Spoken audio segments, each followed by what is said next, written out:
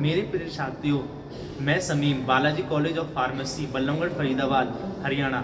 आज मैं आपके सामने सभी के सामने महात्मा गांधी के दर्शन और उनकी प्रतिष्ठा पर अपने विचार साझा करने का अवसर पाकर बहुत गर्व और खुशी महसूस कर रहा हूँ। महात्मा गांधी, जिन्हें हम स्वतंत्रता राष्ट्रपिता के नाम से जानते हैं, केवल भारत के स्वतंत्रता संग्राम के नायक ही नहीं बल्कि उन्होंने मानवता को एक नई दिशा और दृष्टिकोण दिया है। उनका जीवन और उनके विचार आज भी हमें प्रेरित करते हैं और एक बेहतर समाज के निर्माण का मार्ग दिखाते हैं। गांधी जी का दर्शन। महात्मा गांधी का दर्शन मानवता, नैतिकता और साधनों की प्रवृत्ति पर आधारित है। उन्होंने न केवल भारत को स्वतंत्रता दिलाने के लिए संघर्ष किया बल्कि उन्होंने सिद्धांतों पूर्व दुनिया को प्रेरित किया। उनके प्रमुख दर्शन है सत्यता। उनके लिए सत्य केवल शब्द में ही नहीं बल्कि उनके जीवन का अर्थ था। सत्यता का मतलब था हर स्थिति में सच्चाई को अपनाना और दूसरों के साथ ईमानदारी से व्यवहार करना।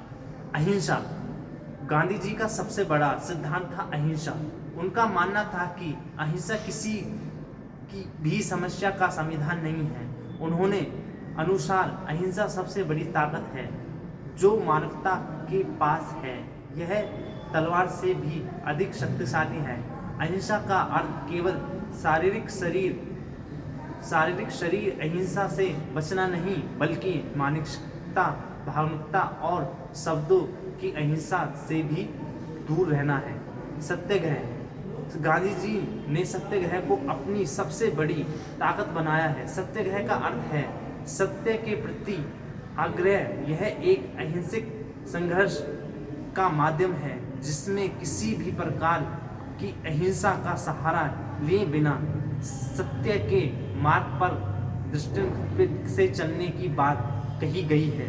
उन्होंने स्वतंत्रता सम्मान में सत्याग्रह के इस्तेमाल कर दुनिया को एक नई राह पर चलने का हमें प्रेरणा दी है। महात्मा गांधी के स्वदेशी और इनके वर्तमान परिदृश्य पर चर्चा करेंगे।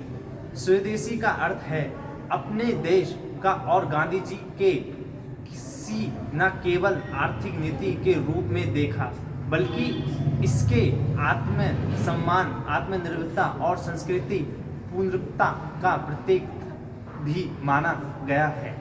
गांधी जी का स्वदेश आंदोलन भारतीय स्वतंत्रता संग्राम का एक अनिवार्य हिस्सा था जिसमें भारत के आर्थिक, सामाजिक और सांस्कृतिक परिवेश और गहराई से प्रभावित किया है। स्वदेशी दर्शन की पृष्ठभूमि।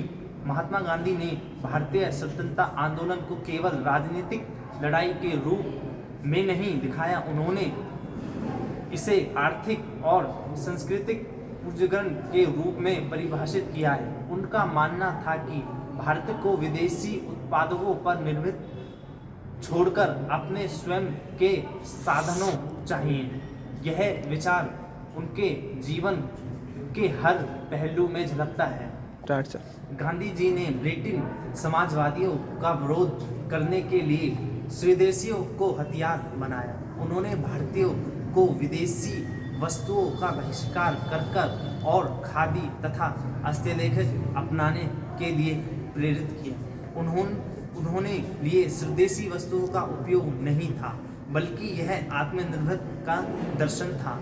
उन्होंने कहा स्वदेशी केवल वस्तुओं तक सीमित नहीं थे, यह हमारे विचार, क्रिया और जीवन शैली में आत्मनिर्भरता की भावना जगाने का माध्यम है। स्वदेशी का आर्थिक महत्व। महात्मा गांधी का मानना था कि स्वदेशी आंदोलन भारतीय अर्थव्यवस्था को विदेशी शोषण से बचा सकते हैं।